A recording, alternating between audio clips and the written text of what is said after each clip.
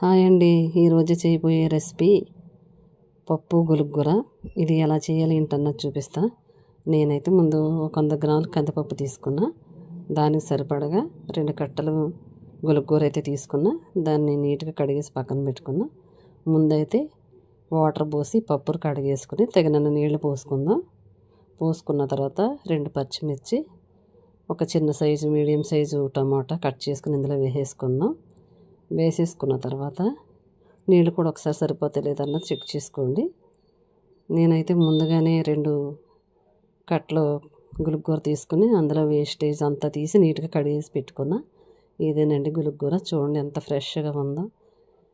దీన్ని మందులు కట్ట ఏమి వేసి పెంచరు. చాలా బాగుంటుంది. టేస్ట్ కూడా చాలా బాగుంటుంది.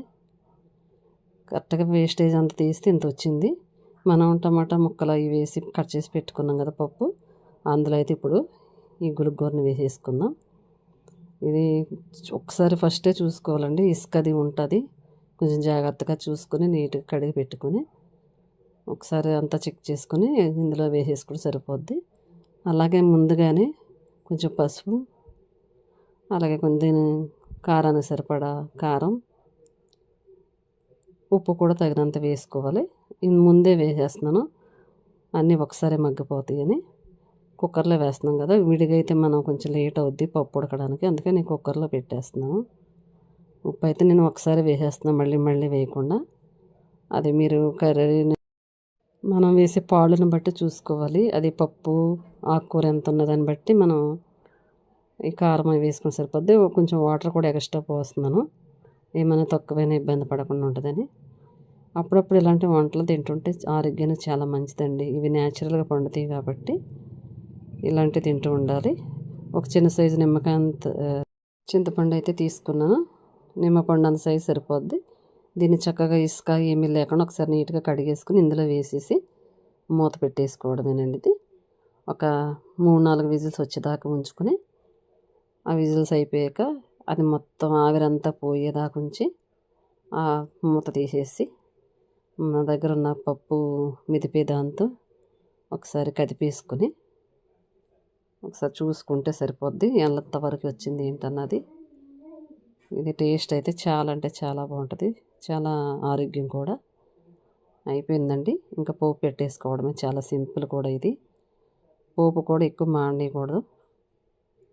మాడితే కూర టేస్ట్ అన్నది పాడైపోతుంది అన్నమాట. కర్రీ ఎలా ఉంది ఏంటన్నది మాత్రం కామెంట్ చేయండి. నచ్చితే మాత్రం ఒక లైక్ చేయండి. చాలా సింపుల్ రెసిపీ ఇది. ముఖ్యంగా ఈ రోజుల్లో పిల్లలకి ఇలాంటి మంచి మంచి ఆరోగ్యకరమైన వంటలు పెడితేనే వాళ్ళ ఆరోగ్యాలు చాలా బాగుంటాయి.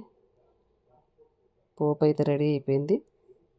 ఇంకా తీసుకుని ఇది వేడివేడి అన్నంలో కొంచెం నెయ్యి వేసుకుని 2 అప్పడాలు కానీ వడియాలు కానీ లేదా ఒక ఆమ్లెట్ కానీ వేసుకుని తింటే చాలా అంటే చాలా బాగుంటుంది. మీకు కర్రీ ఎలా ఉంది ఏంటన్నది కామెంట్ చేయండి మర్చిపోకుండా. పోపు అయితే ఉంటే కొంచెం ఇంగువ కూడా వేసుకోవచ్చు. తినేవాళ్ళు ఇంగువ అటువంటివి వేసుకోవచ్చు.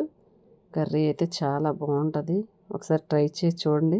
ఎవరైనా తిన్నవాళ్ళు ఉంటే మాత్రం కామెంట్ చేయండి. పప్పు ఎలా ఉంది ఏంటి. నాకైతే మంచి సువాసనతో వచ్చేస్తుంది. పప్పు అన్నది మరీ చిక్కగా ఉండకూడదండి. మనకిలాగా చిక్కగా ఉంటే తినేటప్పుడు అంత ఇష్టం అనిపించదు. ఇలా తెడ్డు జారుగా ఉంటే పప్పు అన్నంలో తినేటప్పుడు చాలా రుచిగా కూడా ఉంటుంది. ఇలా ఉంటే సరిపోతుందండి, ఇంకా ఏం అవసరం లేదు.